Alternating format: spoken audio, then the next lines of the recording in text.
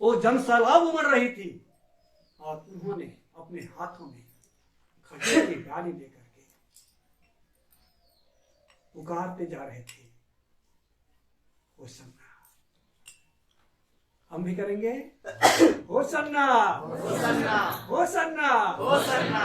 राजाओं का राजा होसन्ना, प्रभुओं का प्रभु Hosanna. Hosanna Hosanna Hosanna Hosanna Hosanna Hosanna. यहूदियों का राजा यीशु है ना, यहूदियों का राजा यीशु है ना। Hosanna Hosanna Hosanna Hosanna Hosanna Hosanna Hosanna Hosanna Hosanna Hosanna Hosanna. राजाओं का राजा यीशु है ना, यहूदियों का राजा यीशु है ना, प्रभुओं का प्रभु यीशु है ना। Hallelujah hallelujah. जो नजारा क्या अद्भुत था, जब लोगों ने देखा, यरूशलेम के निवासियों ने जब नजर डाल के देखा, इतना बड़ा जनसैलाब, ये किसका है, कौन आ रहा है। लोग उस अद्भुत भीड़ की ओर अपनी नजरों को उठाकर के जब यरूशलेम के लोग जब देख रहे हैं,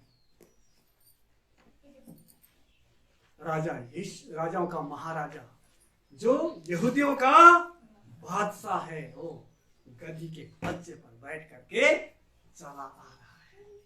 जैसा जकरिया की किताब में इस बात को एक बार देख लीजिए, फिर हम इस बात को आगे पढ़ते जाएंगे। 9 अध्याय के 9 पद को पढ़िए। इस बात की भविष्यवाणी जकरिया ने कर चुके थे। हे सियोन की बेटी, हाँ, बहुत ही मगन हो, बहुत ही मगन हो। हे यरूशलेम, हे यरूशलेम, जय जयकार करो, जय जयकार करो, क्योंकि तेरा राजा आएगा। तेरा राजा किसमें आएगा? तेरे पास आएगा, और वह धर्मी और उद्धार पाया हुआ है, और वह दीन है और और गधी पर, हाँ। गधी के बच्चे पर हाँ, चढ़ा हुआ गया है, चढ़ा हुआ आएगा। हालेलुया। ये भविष्यवाणी जकरिया ने अपने किताबों में आत्मा की प्रेरणा पा करके लिख दिया था। कहता है, हे सियोन के बेटियों, तुम आनंद और जय जयकार करो, हे यरूशलेम के लोगों, क्योंकि तुम्हारा राजा जो दीन है और जो उद्धार पाया हुआ है, जो धर्मी है, गधी के बच्चे पर वरन लादू पर बैठकर चला आता है। यही वो नजारा था जब यीशु मसीह गधी के बच्चे पर सवार होकर के यरूशलेम में प्रवेश कर रहे थे, और उनके पीछे हजारों की तादाद में लोगों का वो जनसैलाब उमड़ रहा था, और सब अपने हाथों में क्या ले रहे थे? खजूर की डालियां लेकर के उन लोग आनंद से झूम रहे थे और नाच रहे थे और गा रहे थे, होसन्ना होसन्ना। जो प्रभु के नाम से आता है, आसमान में परमेश्वर की महिमा हो और पृथ्वी में उन लोगों पर जिनसे वो प्रसन्न है शांति हो। मेरे प्रियो, इस परिस्थिति को हम लोग मत्ती शिशु समाचार एक बार निकाला, देखो इस बार 21 अध्याय निकालो। सियोन की बेटी से कहो, सियोन की बेटी से कहो, देख हाँ, तेरा राजा तेरे पास आया तेरा है। राजा तेरे पास आता है, वह नम्र है, वो नम्र है और गधे पर बैठा है, हाँ, वरन लादू के बच्चे पर। लादू के बच्चे पर। और इस रीति से प्रभु यीशु मसीह यरूशलेम में आ रहे हैं, और लोग उस समय क्या कर रहे हैं भाई? क्या कर रहे हैं? चेलों ने जाकर जैसा यीशु ने उनसे कहा था वैसा ही किया, वैसा ही किया। और गदही पर और बच्चे को लाकर हाँ। उन पर अपने कपड़े डाले कपड़े डाले, और वह उन पर बैठ गया। बैठ गया। तब बहुत से लोगों ने अपने कपड़े मार्ग में बिछाए, कपड़े को बिछा रहे हैं लोग, और अन्य लोगों ने पेड़ों की डालियां काट कर मार्ग पेड़ में की बिछाई। डालियों को काट करके उस बिछा रहे हैं रास्ते में। जो भीड़ आगे आगे जाती हाँ और पीछे पीछे चली आती थी, हाँ, पुकार पुकार कर कहती थी, क्या कहते थे? दाऊद के संतान को होशाना। हालेलुया। हालेलुया। दाऊद की संतान को होशाना, यहूदियों की राजा को होशाना। ये पुकार जब बड़ी भीड़ उनके आगे आगे चली जाती थी, समझो क्या नजारा होगा वो दिन जब राजाओं का महाराजा यीशु यरूशलेम में प्रवेश कर रहा था, लादू के बच्चे पर बैठा हुआ। लोग गीतों को गा रहे थे। और एक बार आप यूहन्ना की किताब निकाल लीजिए, 12 अध्याय को, इसका 5 पद को, 5 और 15 को पढ़िए, क्योंकि हम लोग संक्षिप्त मिल जाए तो। हे सियोन की बेटी, हे सियोन की बेटी, मत डर, मत डर, देख देख तेरा राजा गधे के बच्चे पर चढ़ा हुआ चला आता है। तेरा राजा गधे के बच्चे पर चढ़ा हुआ चला आता है। हाँ उसके चेले ये बातें पहले ना समझे थे, हाँ, पहले उन्होंने नहीं समझा था इस बात को, परंतु जब यीशु की महिमा प्रकट हुई हाँ तो उनको स्मरण आया हाँ, कि ये बातें उसके विषय में लिखी हुई थी। लिखी हुई थी। आप ना इसको 12 पद से एक बार पुनः पढ़ दीजिए। हालेलुया। दूसरे दिन बहुत से लोगों ने हाँ। जो पर्व में आए थे, पर्व में आए थे, यह सुना क्या सुना? कि यीशु यरूशलेम में आ रहा है। यीशु यरूशलेम आगमन कर रहा है। यरूशलेम में राजाओं का महाराजा, यहूदियों का बादशाह आ रहा है। इसलिए उन्होंने क्या किया?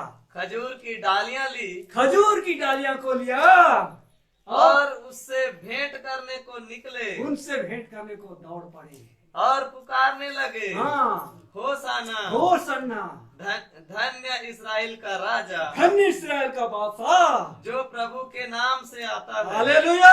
हालेलुया।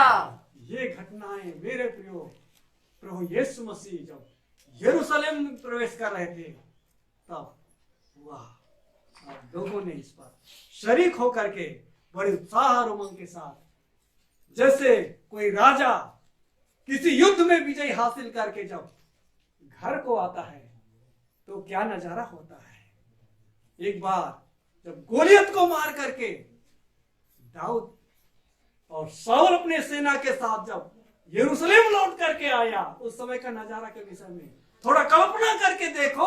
लोग गीत गा रहे थे। क्या गीत गा रहे थे? साउल ने हजारों को मारा, साउल ने हजारों को मारा, दाऊद ने लाखों को। दाऊद ने लाखों को मारा। और एक गीत गा करके लोग झूम रहे थे कि हमारा राजा विजयी होकर के आया है, क्योंकि 40 दिन तक गतवासी गोलियत उनको नाक में दम कर रखा था और ललकारता था कि तुम में से कोई वीर हो तो आ जाओ मेरे से युद्ध करने के लिए। लेकिन ऐसा घटना हुआ कि दाऊद ने लाखों को मारा और साउल ने हजारों को मारा। उस दिन पूरा फलिस्तिया गतवासी पूरा खेता है। और जब राजा साउल दाऊद के संग में था, जब उन लोग एक विजयी होकर के युद्ध जीत करके बड़े शान से सीना तान के जब उन लोग अपने भाला में ताव देते हुए और अपने तलवार की खनखनाहट के साथ जब यरूशलेम में घुस रहे थे, क्या नजारा होगा वो दिन जब राजा जीत करके यरूशलेम आ रहा था। मेरे प्रियो, और लोग गीत गा रहे थे और विजय का वो गीत गा रहे थे। वही गीत वैसा ही आज यरूशलेम में जब प्रभु यीशु मसीह का आगमन हो रहा है तो लोग क्या कर रहे हैं? गा रहे हैं, झूम रहे हैं कि हमारा राजा आ रहा है। Hallelujah, hallelujah. मेरे प्रियो, ये जो खजूर की डाली जो है, खजूर जो है, यह प्रतिष्ठा का प्रतीक है, सम्मान का प्रतीक है। और खजूर आदर का प्रतीक है। खजूर की जो डालियां हैं इसके प्रतीक है। आप चाहे तो इसके लिए एक आध पद पढ़ दीजिए। आप ऐसा की किताब थोड़ा सा निकाल लीजिए। 9 अध्याय उसके 13 से लेकर के आप 15 पद तक पढ़ देंगे तो आपको समझ में आ जाएगा कि खजूर जो है वो प्रतिष्ठा को बोध कराता है, उसका प्रतीक है। तो भी हाँ पढ़ते जाए। ठीक है ठीक है। तो भी ये लोग अपने मारने वालों की ओर नहीं फिरे हाँ पढ़ते जाए। और न सेनाओं की यहोवा की खोज करते No. हैं। इस कारण यहोवा इस्राएल में से सिर और पूंछ को, हाँ। खजूर की डालियों और सरकंडे को, हाँ, सिर और पूंछ अर्थात खजूर की डाली सिर और सरकंडा क्या है? पूंछ है। काट डालूंगा बोलते हैं। 15 पद को भी पढ़ दो भाई। 15 पद एक ही दिन में हाँ। काट डालेगा। हाँ पुरनिया और प्रतिष्ठित पुरुष तो सिर है, हाँ, पूर्णी और प्रतिष्ठित पुरुष तो सिर है और झूठी बातें सिखाने वाला नबी पूंछ है। पूंछ है। अर्थात सिर के जगह में कौन है? प्रतिष्ठित और पूर्णीय लोग, जो सम्मानित लोग हैं। ये खजूर की डाली दर्शाता है किस बात को? प्रतिष्ठित और सम्मानित व्यक्तियों का एक पहचान है खजूर। जो खजूर की जो डालियां हैं वह प्रतिष्ठा, सम्मान और आदर का प्रतीक है। लोग जब यीशु मसीह के यरूशलेम यात्रा में जब खजूर की डालियां लिए हुए थे, इसका मतलब एक राजा जो विजयी हुआ, एक विजयी राजा का सम्मान दे रहे थे, एक जीते हुए राजा का सम्मान दे रहे थे। मानो कि हम जैसे देख रहे थे कि शाऊल अपने जीत हासिल करके जब लौट आया तो लोग गा रहे थे और झूम रहे थे, वैसा यरूशलेम के प्रवेश में लोग झूम रहे थे और नाच रहे थे और खजूर की डालियां लिए हुए उनके चारों लहरा रहे थे। लोग पेड़ों से डालियां काट काट करके बिछा रहे थे जिस रास्ते में यीशु जा रहा था। लोग अपने कपड़े को बिछा रहे थे ताकि उसमें से वो होकर के जाए, क्योंकि राजा के प्रवेश मार्ग में क्या बिछाया जाता है? लाल पट्टी बिछाई जाती है, कालीन बिछाई जाती है, जिसमें होकर के राजा क्या करता है? अपने महल में प्रवेश करता है। जब युद्ध जीत करके आता है, मेरे जब यरूशलेम आ रहे थे वो यीशु मसीह के रास्ते में पेड़ों की डालियां और क्या बिछाया जा रहा है? कपड़े बिछाए जा रहे हैं, उसमें होकर के यीशु मसीह आ रहा है। और खजूर की डालियां लेकर के लोग जो झूम रहे हैं, ये खजूर की डालियां यीशु मसीह के प्रतिष्ठा में हिलाया जा रहा है, यीशु मसीह के सम्मान में हिलाया जा रहा है, यीशु मसीह के आदर में उसका जयवंत होने के कारण से उसको खजूर की डालियां को लहराया जा रहा था। ये मेरे प्रियो, और ऐसी नजारा लोग क्यों खुश नहीं होंगे? उसी को स्मरण करके आज भी क्रिश्चियन समुदाय के लोग क्या करते हैं? खजूर की डालियां लेकर के आराधना में आते हैं और उस घटना को एक बार स्मरण करके दोहराते हैं कि आज ही का दिन यीशु मसीह जब यरूशलेम प्रवेश किया तो लोगों ने खजूर की डालियां लेकर उनके सम्मान में उन्होंने गीत गाया था। इस बात को स्मरण करते हैं। तो आज हमारे पास मेरे प्रिय स्मरण करने वाले ये विषय तो है ही। मैं थोड़ा बताना चाहता हूं, आप मेरे साथ एक बात निकाल लीजिए।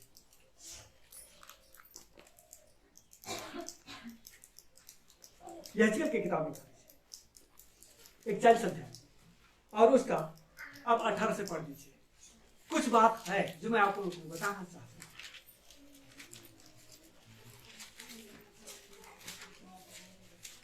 यहेजकेल की किताब 41 अध्याय 18 पद से उसमें करूब और खजूर के पेड़ ऐसे खुदे हुए थे। हाँ, खजूर के पेड़ वहां पर खुदे हुए थे। किसमें? वो मंदिर की बात हो रही है। हाँ, लेकिन पूरा विवरण आपको नहीं पढ़ा रहा हूँ। यहाँ मंदिर की बात है। मंदिर में खजूर की पेड़ खुदा हुआ है। हाँ, और कि दो दो करूबों के बीच हाँ, एक एक खजूर का पेड़ था। देखिए 2 करूब हैं। एक करूब कौन है? ये आराधना करने वाले परमेश्वर के वो दूत लोग हैं, और वो करूब वो हैं जो परमेश्वर की बल हैं, परमेश्वर का बल है, सेना है। करूबों में प्रधान है मिकाएल। मिकाएल दूत की जो हम चर्चा करते हैं वो कौन है? करूबों में प्रधान है। वो परमेश्वर की ओर से वो सेना का लीड करता है। मानो एक राजा हो और राजा के सैनिक हो और सैनिक का एक सेनापति होता है जो सेना का अगुवाई करता है। ऐसा ही है कौन? मिकाएल। हाँ, उसके आगे थोड़ा पढ़ दीजिए। और करूबों के दो दो मुख थे। हाँ, आगे पढ़ते जाएं। इस प्रकार से एक एक खजूर की एक और मनुष्य का मुख बनाया हाँ, हुआ देखो था। खजूर का पेड़ वहां खुदाया गया है। कहाँ पर? मंदिर के दीवारों में। और वहां पर क्या देख रहे हैं? हम करूबों को देख रहे हैं, दो करूबों को ऐसे करके। बीच में खजूर का पेड़ है और एक तरफ क्या है? मनुष्य का मुंह। और आगे और इस प्रकार से एक एक खजूर के एक और मनुष्य का मुख बनाया हुआ था और दूसरी ओर जवान सिंह का मुख बनाया हुआ था। हालेलुया। ये क्या चीज को दर्शाता है? मनुष्य तो मनुष्य है और सिंह राजा का प्रतीक है। हालेलुया। सिंह का वहां पर क्या क्या गया है? मुंह, मतलब यहाँ चेहरा खुदवाया गया है सिंह का और मनुष्य का। कहां पर? जहां खजूर का पेड़ है। अर्थात प्रभु यीशु मसीह अपने आप को क्या कहा? हेलो, यीशु मसीह अपने आप को क्या कहा? मनुष्य का क्या कहा अपने आप को? मनुष्य का पुत्र कहा। इसके लिए पूरे सुसमाचार में ही पूरा प्रभु ने अपने आप को मनुष्य का पुत्र करके कहा है। आप पढ़ना चाहे तो मत्ती सुसमाचार 9 अध्याय से पढ़ सकते हैं।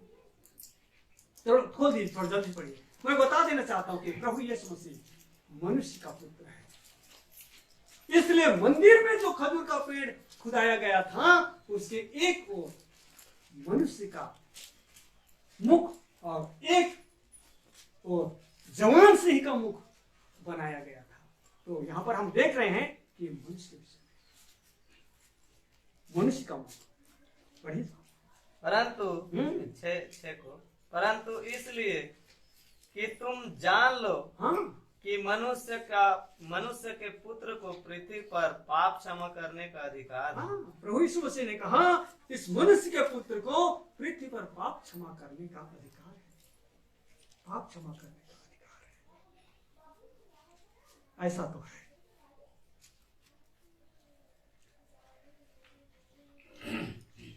और अब 20 अध्याय उसका 18 पद को मनुष्य के पुत्र के विषय में थोड़ा सा हम लोग को जानना जरूरी है। प्रभु देखो, हाँ, हम यरूशलेम को जाते हैं। प्रभु यीशु मसीह क्या कहा अपने चेलों को? देखो, हम कहाँ जाते हैं? यरूशलेम को जाते हैं। और क्या होगा? और मनुष्य का पुत्र प्रधान याजकों और शास्त्रियों के हाथ पकड़वाया जाएगा और वे उसको घात के योग्य ठहराएंगे। देखो, एक ऐसा घटना होने वाला है मेरे भाइयों वाला अपने चेलों को, आओ हम यरूशलेम को चलें। वहां एक ऐसा घटना घटने वाला है कि मनुष्य का पुत्र पकड़वाया जाएगा और वो दंड पाने के योग्य वहां पर ठहराया जाएगा।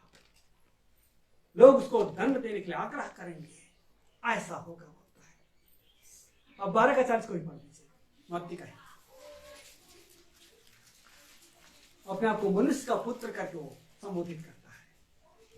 योना 3 रात दिन जल जंतु के पेट में रहा, वैसे ही मनुष्य का पुत्र 3 रात दिन पृथ्वी के भीतर रहेगा। जब लोग मनुष्य के पुत्र को पकड़वाएंगे, उसको मार डालेंगे, जब दफन कर दिया जाएगा तो ये मनुष्य का पुत्र 3 दिन और रात कहाँ रहेगा? धरती के भीतर रहेगा। बोला धरती के भीतर, अर्थात कब्र के अंदर होगा बोलता है। और फिर अपने आप को बोलता है, एक बार 17 का नहीं पढ़िए।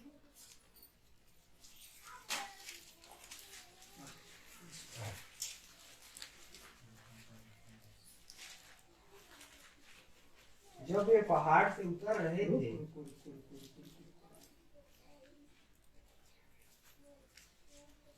हाँ पूरा पढ़ो तो।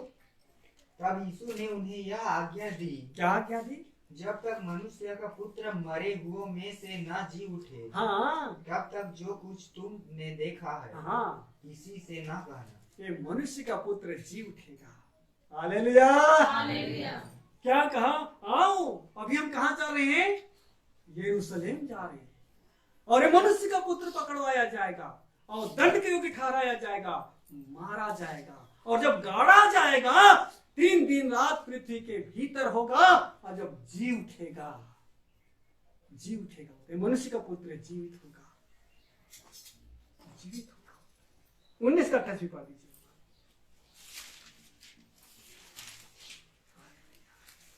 यीशु ने उनसे कहा, हाँ, मैं तुमसे सच सच कहता हूँ क्या सच कहते हो? कि नई सृष्टि में हाँ, जब मनुष्य का पुत्र अपनी महिमा के सिंहासन पर बैठेगा, मनुष्य का पुत्र अपनी महिमा के सिंहासन में आएगा। कौन आएगा?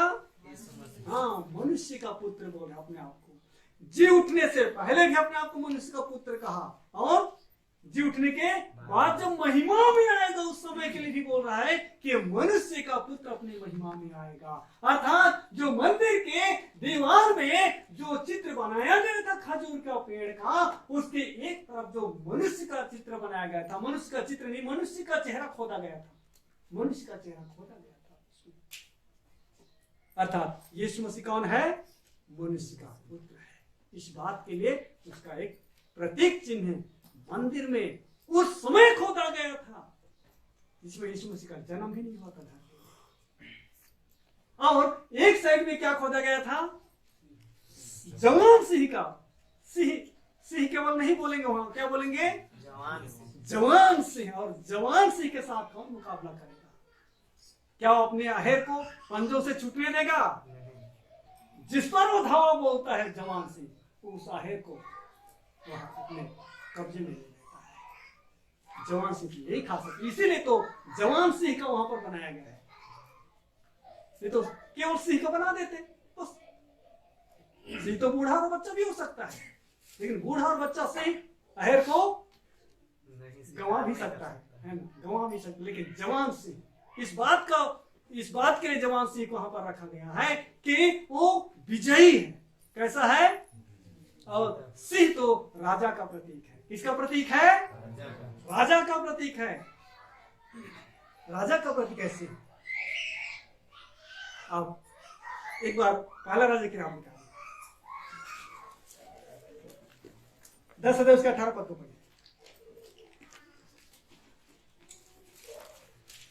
राजा ने हाथी दांत का एक बड़ा सिंहासन भी बनवाया। हाँ, राजा ने क्या बनवाया भाई?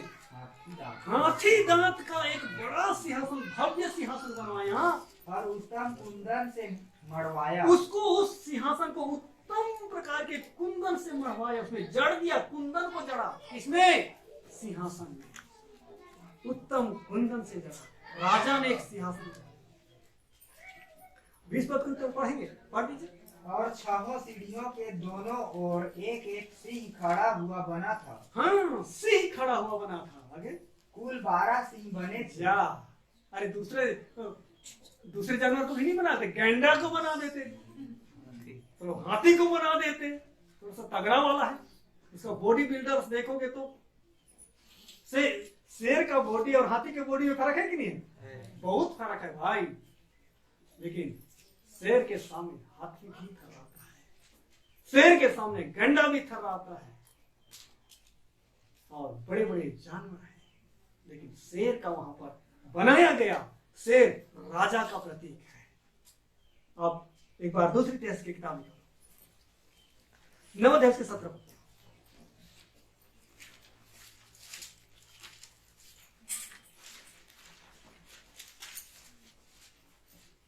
राजा ने हाथी दांत का एक बड़ा सिंहासन भी बनाया, एक सिंहासन बनवाया, और क्या किया? और चोखे सोने से मढ़ाया। एक जगह हम देख रहे हैं कि राजा ने हाथी दांत का सिंहासन बनाकर उसमें उत्तम कुंदन से जड़ दिया, और हम यहाँ पर देख रहे हैं कि राजा ने एक आलीशान सिंहासन बनवाया हाथी दांत का ही बनवाया, लेकिन यहाँ पर चोखे सोने से उसको बनवाया। अरे इतना महत्वपूर्ण काहे को है सिंहासन? सिंहासन का मतलब क्या है? कुर्सी, हाँ, बैठने के लिए। लेकिन वास्तव में उसका क्या करो? राजा बैठता, संधि विच्छेद करो। क्या करो? सिंह का आसन। हाँ, सिंह धन आसन। सिंह माने शेर। हाँ, सिंह और उसका आसन। तो वो सिंह का बैठने का जगह क्या है? सिंहासन मतलब सिंह के बैठने का जगह, क्योंकि सिंह धन आसन। और उसमें कौन बैठता है? राजा बैठता है।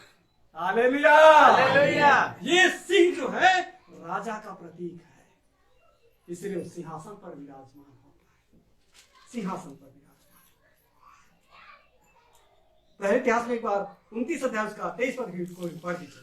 तब सुलेमान हाँ, 29 का 23 पद।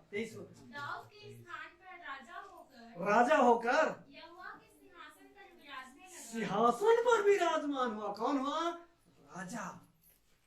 तो सिंह आसन पर विराजमान होने का मतलब है सिंह वो राजा का प्रतीक है, और उसका आसन में बैठ रहा है वो राजा है। सिंहासन। मेरे प्रियो, इस रीति से उस मंदिर में जो बनवाया गया था, एक मनुष्य का मुख और एक और किसका मुख बनाया गया था? जवान सिंह का बनाया गया था। अर्थात यीशु मसीह। प्रकाश तो निकालेगा, प्रकाश तो निकालो। यीशु मसीह 19 का 16 का पढ़ो।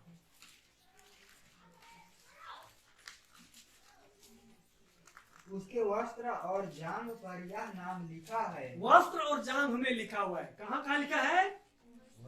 वस्त्र में और जांघ में लिखा हुआ है। क्या लिखा है? राजाओं का राजा और प्रभुओं का प्रभु। Hallelujah, hallelujah. मेरे प्रियो, किसी भी ओहदे पर हैं उस व्यक्ति का पहचान या तो उसके कमर पट्टों में होता है, उसके बाजू में होता है। यहाँ पर स्टार लगाते हैं, वही उनका पहचान होता है कि कितने बड़े ओहदे पर है। और उसके बेल्ट में लिखा हुआ रहता है जिस ओहदे में है। आप देखोगे खास करके उन युद्ध करने वाले लोगों के बेल्ट में देखोगे या उनके बाजुओं में जब देखोगे उनके ड्रेस में, तो उसमें स्टार होता है और उसमें लिखा होता है उनके बेल्ट में। चौड़ा बेल्ट होगा, उसके ओहदे का उसमें पहचान होगा कि किस ओहदे में है। उनको पूछने की जरूरत नहीं है, देख करके पहचाने जाते हैं लोग कि वो किस ओहदे पे है। ऐसा ही उसके कपड़े पर और उसके कहां पर लिखा है? जांघ पर लिखा है। क्या लिखा है?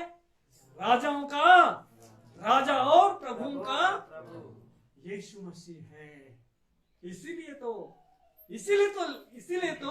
जिस समय यरूशलेम के प्रवेश के लिए प्रभु यीशु मसीह गधी पर वरुण गधी के बच्चे पर बैठ कर जब चला आता था, लोग होसन्ना का गीत गाते थे, एक विजयी राजा का सम्मान दे रहे थे। उसका प्रतिष्ठा में लोग खजूर की डालियों को लेकर के लहराते और पुकारते और नाचते और झूमते थे कि हमारा विजयी राजा आ रहा है। इस बात की भविष्यवाणी क्या था? हे सियोन की बेटी, तो क्या कर, आनंद से तू क्या हो जा, झूम जा। मगन हो मतलब क्या है? मगन, शुद्ध बुद्ध खो जाना, मगन हो जाना। और ये दृश्य जब हम देखते हैं प्रभु यीशु मसीह का एक विजयी प्रवेश का, यरूशलेम में एक विजयी राजा के प्रवेश का यह नजारा है। यीशु मसीह राजा है, और इसीलिए आज उसके स्मरण में लोग खजूर का पर्व मनाते हैं। खजूर के पर्व मनाने के पीछे